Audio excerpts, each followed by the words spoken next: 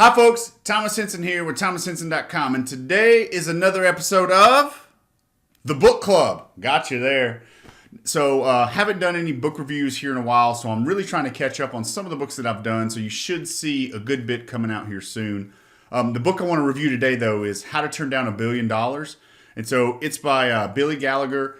I did it on Audible, so I'm a big Audible fan. Maybe at some point in the future, I'll do an episode around just how many books and some of the things that I've done and how I've used Audible, and just anytime I'm on the road or on the train, just kind of to listen and to catch up. Like I said, I think I've been a subscriber for like 6 years. So, but this was a good book. So this was actually the Snapchat story. So this book was all about pretty much the infancy, how Snapchat started, and kind of how it blossomed into this huge behemoth that it was. And it's also, something that I really didn't understand or really, I guess get into as much, was the battles that were going on between Facebook and specifically Mark Zuckerberg and the founder of Snapchat, Evan Spiegel. So pretty intense rivalry going back and forth. There was there was an offer to be purchased, I think a couple different times. That's where the name of the book comes from. So because the Snapchat, turned them down, said, no, Facebook, we're going to continue to do our own thing. And so, it's about how they were offered $1 billion and turned it down. Pretty hard to do, I guess, in some terms. But you see that more and more here in Silicon Valley. So I talked a little bit about what I learned in it. But, one of the big things that I didn't really understand and kind of brought to light to me from the book was just how popular Snapchat was. Like I had heard when it, heard how much they were offered, in the past with Facebook. Wasn't really keen to how much of a rivalry was going on, but I didn't understand really how popular it was. Maybe because I was a little bit older when Snapchat came out, so maybe I'm in the older generation that they talk about in the book that didn't really understand it. And I never really thought it was a sexting app, but I guess I felt like that was a little bit overplayed in the book a little bit, but maybe it was true, right? Like I said, I wasn't really a Snapchat user, or I still don't even have an account. So, but there was a lot of really cool things that came out of it. A lot of things that I've seen from just on other social media platforms. So you look at what Instagram's doing, what Facebook's doing, and even what's going on with YouTube, and how Snapchat is like behind a lot of that innovation, a lot of those different changes. So I'm all about video. That it's been something that I've really focused on here lately. If you're watching this, you already know that just by watching this YouTube channel here. Oh, and then if you're watching it and you haven't subscribed, just go ahead and subscribe. Make sure you ring the bell. But I learned a good bit about just kind of what's going on social media, and it really kind of encouraged me to try some different things here on my channel, and then on my Instagram channel, and then even with Twitter too. So it was really pretty cool to hear how they've kind of changed the culture, right? And how, I don't know, the differences between Snapchat and why it was so popular, because it was kind of real and authentic versus like curated, right? Like the difference between the videos that I do here where I'm doing big data, big questions, or, doing some kind of demo, or even, the book reviews that I'm doing on right now, those are recorded, and, I do some editing, put some, maybe put some funny memes in it, or, some kind of post-production on it, versus like whenever I go live. So when I go live on YouTube, there's a certain feel to that, and it's a little more nerve-wracking actually when you do it. But the realness of that and the attraction of it too. And so you see that with all platforms, right? Like YouTube puts emphasis on us going live. Here, Facebook too. Twitter, everybody. They're all kind of gone. And part of that is just from reading the book.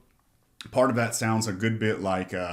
Snapchat really blazed the trail on it too. So pretty cool. Something I learned that I didn't really understand. Were there parts I didn't like about the book? Well, there were a couple. I felt like I think the author did a great job, but I do have a little bit of criticism. And like I said, just me personally, maybe because I'm out of the loop. But I thought there was. I know Evan Spiegel, the co-founder, and CEO of Snapchat, is a real big fan of Steve Jobs and trying to emulate them. But I felt like that was a little overplayed in the book. But I understand why the author did it a little bit too. But just to me, that kind of like, it's really early to say that, that we're ever going to find, the next Steve Jobs, or, and then I don't know, like, people can break out of that, right? Like, I understand comparisons, but I also think that, everybody's kind of unique, right? There's not going to be another Albert Einstein or Alan Turing, or there's going to be people that are similar, maybe. So maybe that was it, but it bothered me a little bit, to some extent. So it was probably something I didn't really like about it. And then too, nothing, nothing specific, but every one of these, big startups, that happen, especially in Silicon Valley or anywhere like that, there's always a story about when they're first founded. And there's an argument early in the days when there's, no profit, no seed investment or anything like that. Somebody leaves the company, and then later on they have to all settle, and there's a big payout there. So, that happened here. So I'm not saying it's a cliche or anything like that, but if anybody's watching this channel and you're early into an idea or a startup, man, make sure you get some things in paper. And I don't even know if that's going to work either. So I'm not involved in the startup world. So if you're coming to my channel for advice, you're on the wrong channel. So, but like I said, it's just interesting to kind of see those play out over history, right? So would I recommend the book to my audience? Yes. Like I said, I missed the boat. Wasn't really involved. Still don't even have a Snapchat. I actually kind of wanted to sign up for Snapchat after reading the book, but I see so much that has changed, and it was so cool to hear about kind of how the thought process for Snapchat went on. A little bit cool to hear about the battles between Facebook and everything like that. But the author did a really amazing job.